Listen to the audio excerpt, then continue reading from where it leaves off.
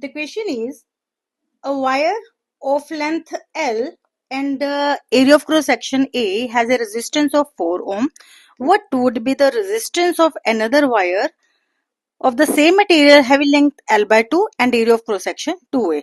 तो हमारे क्वेश्चन में सबसे पहले दे रखा है कि एक जो वायर है उसकी जो लेंथ हमें गिवन है वो हमें गिवन है L, ठीक है। उसका जो एरिया ऑफ क्रॉस सेक्शन जो हमें गिवन है वो है A and has a resistance of 4 ओम, और रेजिस्टेंस हमें कितनी दे रखी है 4 ओम। अब सबसे पहले हमें पता है कि रेजिस्टेंस का फॉर्मूला क्या होता है। रेजिस्टेंस का फॉर्मूला होता है R is equal to rho L upon A, ठीक है।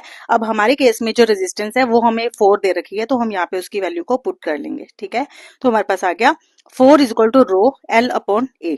इसको हम मान लेंगे इक्वेशन नंबर 1, ठीक है। अब उसकी सेकंड जो उसने बताया हुआ है हमें वो देखते हैं, सेकंड कंडीशन देखते हैं क्या है। अब उसने कहा है कि what would be the resistance of another wire. अब कहते हैं हमें एक और वायर दे रखी है, उसकी रेजिस्टेंस हमें निकालनी, हम उसको R डैश मान लेते हैं, ठीक है।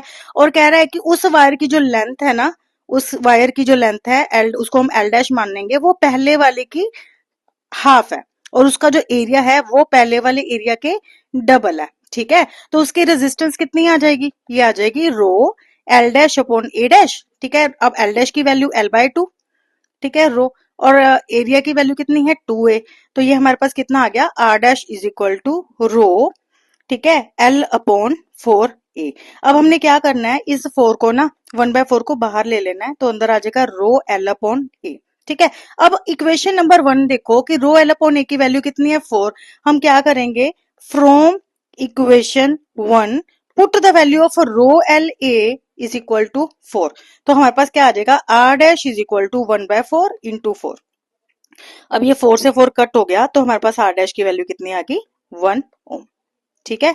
तो इस तरीके से हम रेजिस्टेंस ऑफ द वायर निकाल सकते हैं। होप आपको ये क्लियर है, और अगर नहीं क्लियर तो प्लीज कमेंट सेक्शन में मुझे बताइए, कोई भी स्टेप मैं उसकी अलग से वीडियो बनाकर आपकी क्लैरिटी जरूर करूंगी। Thank you so much.